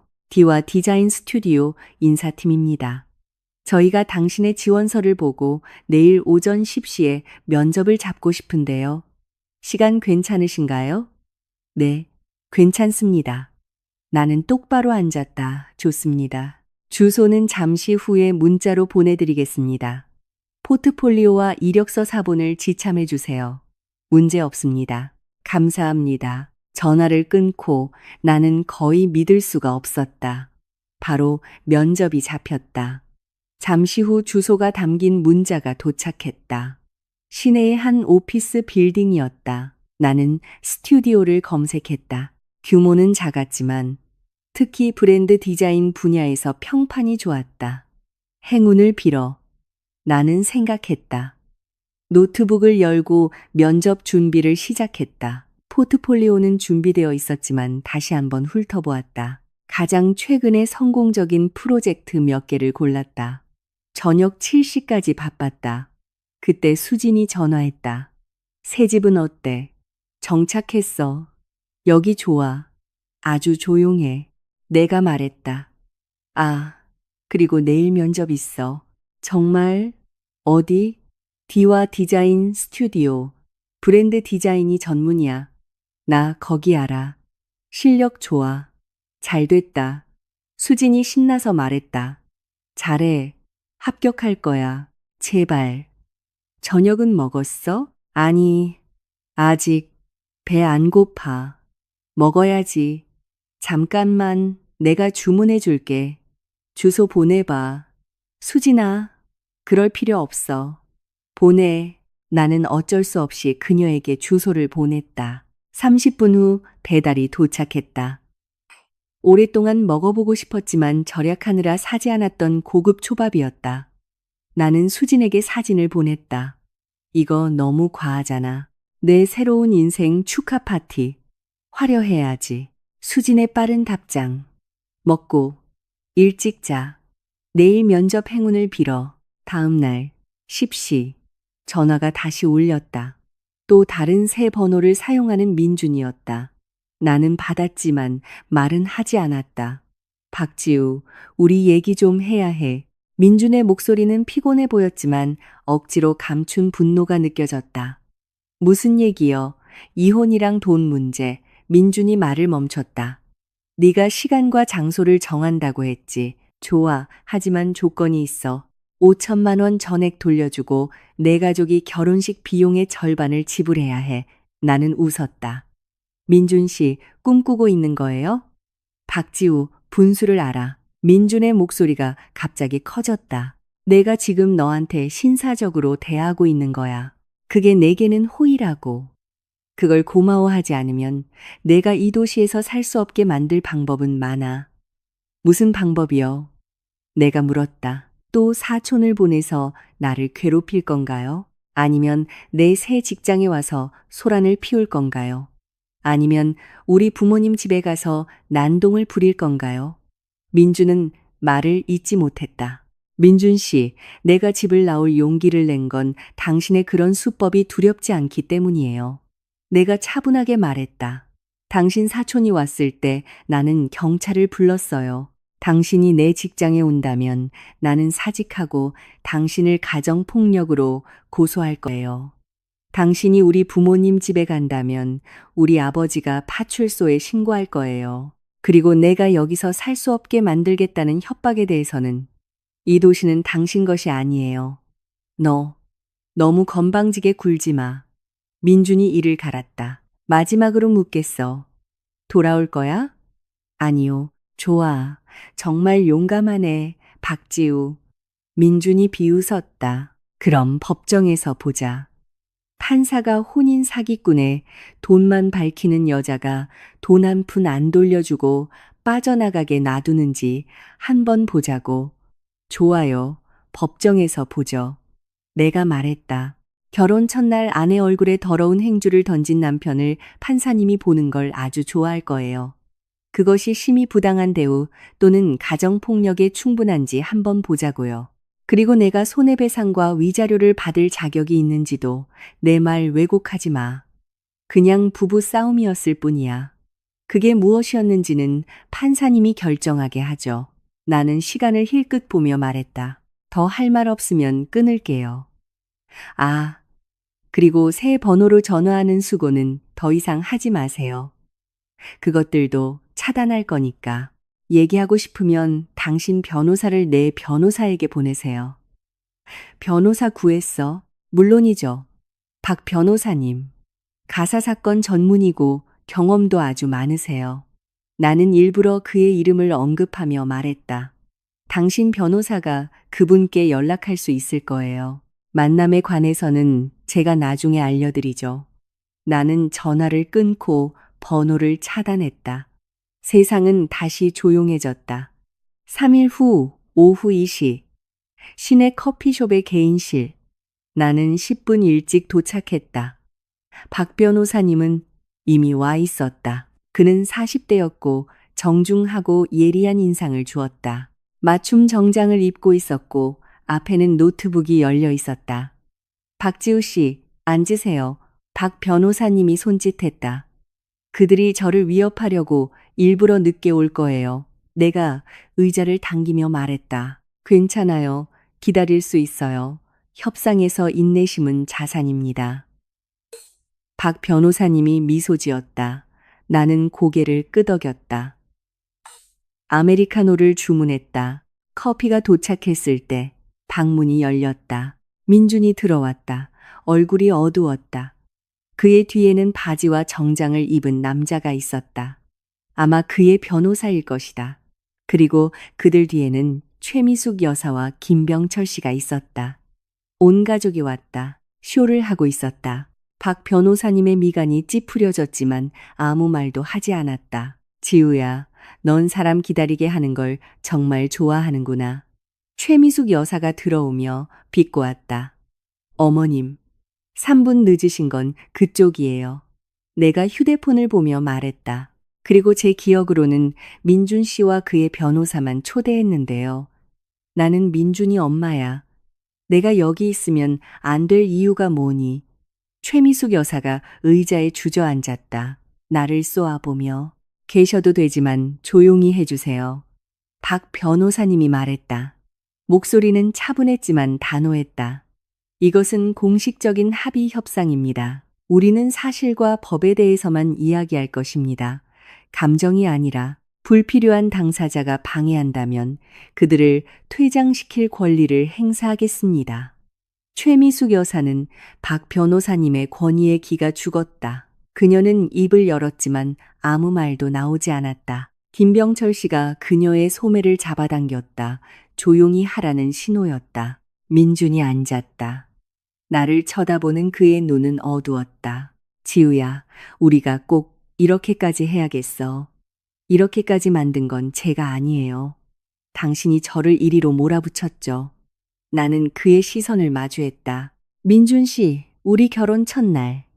당신은 내 얼굴에 더러운 행주를 던지고 내가 당신의 공짜 하녀라고 말했어요. 누가 이걸 시작했죠? 그건 그냥 부부 싸움이었어. 싸우지 않는 부부가 어디 있어? 민준이 변명했다. 싸움과 모욕 사이에는 차이가 있습니다. 박 변호사님이 끼어들었다.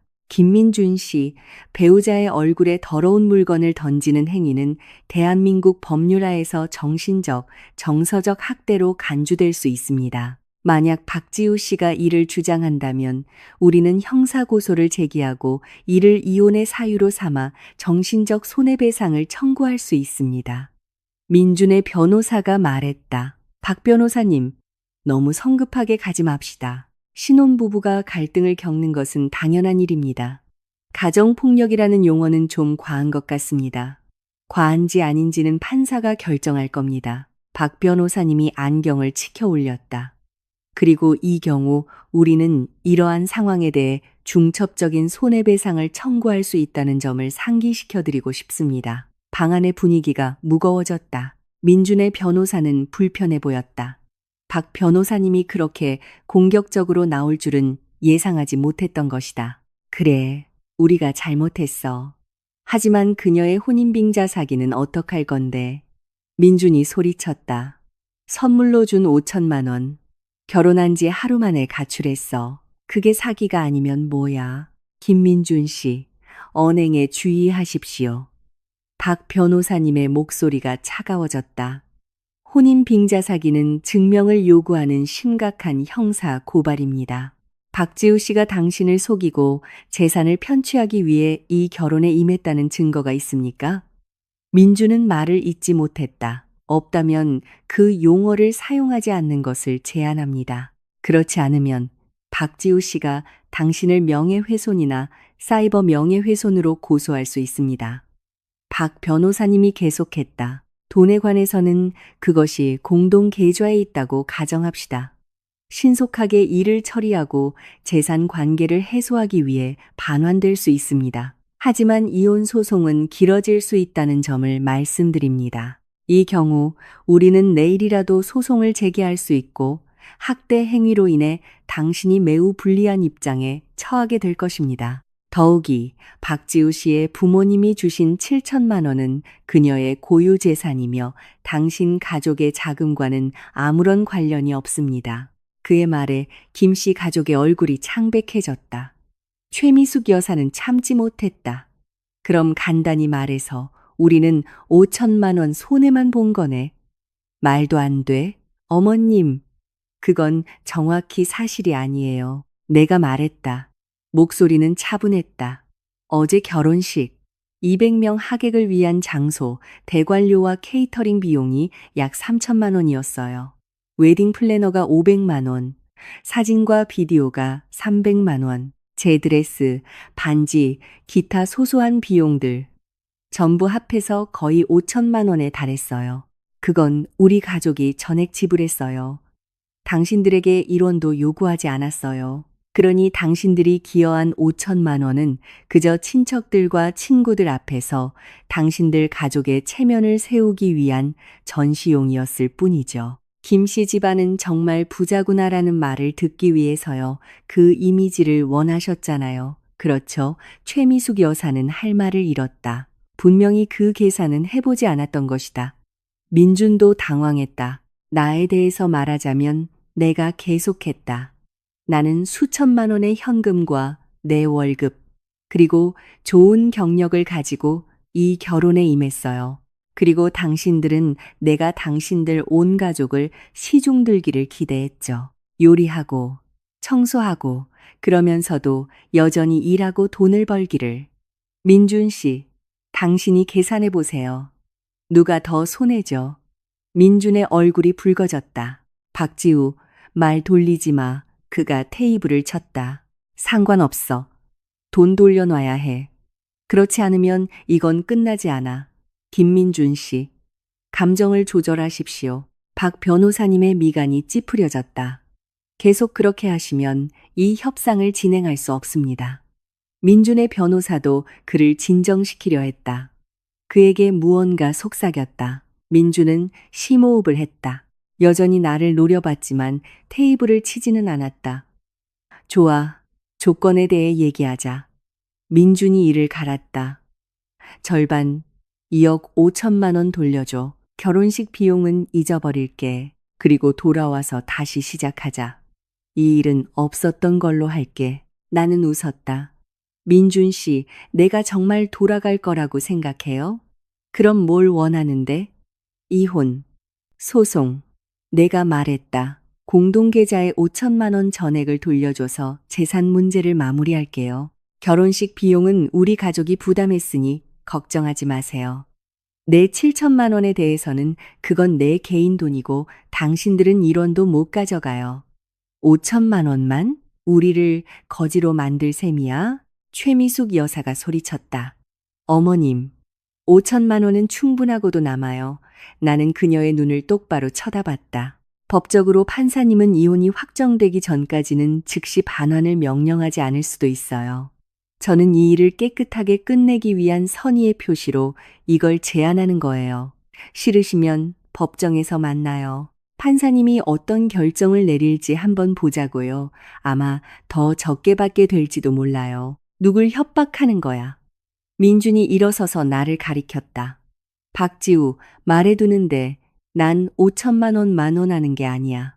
전부 돌려받고 손해배상까지 받고 싶어. 그렇지 않으면 내가 이 도시에서 내 인생을 지옥으로 만들어주지.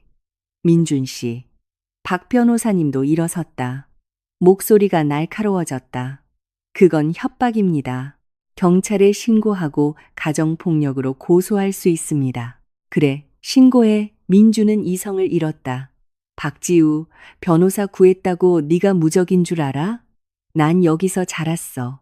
아는 사람들도 많아. 전부 돌려주지 않으면 너랑 내 부모님이 후회하게 될 줄 알아. 그래요? 한번 해보시죠. 나는 그를 차갑게 쳐다봤다. 갑자기 방문이 열렸다. 내 사촌 준호 오빠가 들어왔다. 그는 키가 거의 180cm의 근육질이었다. 그는 벽처럼 그곳에 서 있었다. 누가 내 사촌을 후회하게 만든다고. 준호 오빠의 목소리는 낮았지만 소름 끼쳤다. 민준의 기세가 즉시 꺾였다. 누구세요? 그녀의 사촌이다. 준호 오빠가 나에게 다가와 민준을 내려다보았다. 내 사촌이 너랑 결혼해 준 것만으로도 행운인 줄 알아. 아껴주지는 못할 망정 이제 와서 협박을 해? 민준이 한 걸음 물러섰다. 그의 아버지가 즉시 일어섰다. 모두 진정합시다. 누구도 다칠 필요는 없어요. 나는 다치게 하러 온 게 아니야. 협박을 시작한 건 당신들이야. 준호 오빠가 팔짱을 꼈다. 민준이, 한 번만 말할게. 내 사촌 머리카락 한 올이라도 다치면 네가 이 도시를 앰뷸런스 타고 나가게 만들어주지. 한번 시험해봐. 민준의 변호사가 재빨리 개입했다.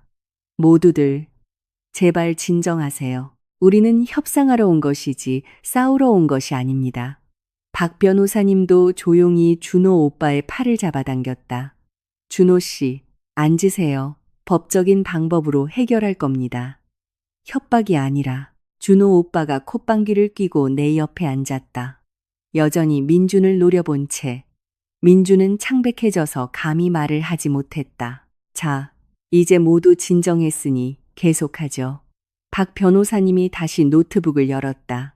박지우 씨의 제안은 명확합니다. 합의서에 서명하고 이혼 소송을 제기하며 공동 계좌에서 5천만 원을 반환할 것입니다. 다른 모든 청구는 포기합니다. 김민준 씨, 결정은요? 민준은 이를 갈았다. 조용했다. 그의 변호사와 잠시 속삭였다. 그리고 고개를 들었다. 우리는 5천만 원의 결혼식 비용 절반인 1억 5천만 원을 추가로 요구합니다. 그게 우리 최종선입니다. 5천만 원이 제 최종 제안이에요. 더 추가하지 않을 거예요. 6천만 원, 5천만 원. 박지우, 너무 밀어붙이지 마. 민준이 참지 못했다. 밀어붙이는 건 당신이에요, 민준 씨. 나는 그를 똑바로 쳐다봤다. 당신이 내 얼굴에 그 행주를 던졌을 때 당신이 합리적이라고 생각했어요? 당신이 내가 당신의 공짜 하녀가 되길 기대했을 때 당신이 합리적이라고 생각했어요? 그리고 이제 와서 협상을 하고 싶다고요? 당신에게 그럴 자격이 있다고 생각해요? 민주는 말을 잇지 못했다. 5천만 원. 동의하면 서류에 서명하고 동의하지 않으면 법정에서 만나요. 나는 일어섰다. 제 인내심은 한계가 있어요. 생각할 시간 3일 드릴게요. 3일 안에 아무 소식이 없으면 소송을 제기할 거예요. 나는 가방을 들고 박 변호사님에게 고개를 끄덕였다. 가시죠. 준호 오빠도 일어섰다. 떠나기 전 그는 민준에게 마지막으로 험악한 시선을 던졌다. 다음 며칠 동안 소셜미디어에서 치열한 싸움이 시작되었다. 민준은 우리 동네 맘카페에 글을 올렸다. 이야기를 왜곡해서 내가 혼인 사기꾼이고 그의 돈을 훔쳤다고 말했다. 하지만 나는 지지 않았다. 나는 내 모든 증거를 게시했다. 더러운 행주 사진, 경찰 신고 기록, 그리고 그의 협박 메시지 스크린샷. 이로 인해 대중의 동정은 나에게 쏠렸다.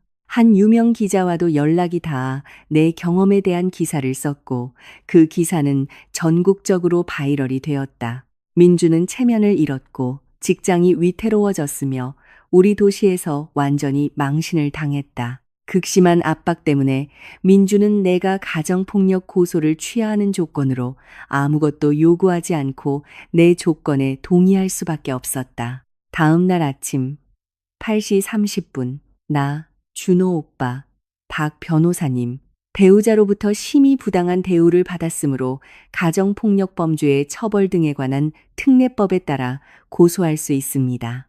민주는 이미 와 있었다. 입구 근처에 서서 담배를 피우고 있었다. 그는 매우 야위고 피곤해 보였다. 우리를 보자 그는 담배를 끄고 복잡한 표정으로 나를 쳐다봤다. 가시죠. 박 변호사님이 말했다. 우리는 이혼 전 재산 분할 합의를 처리하는 법원 사무실 안으로 들어갔다. 사람은 많지 않았다.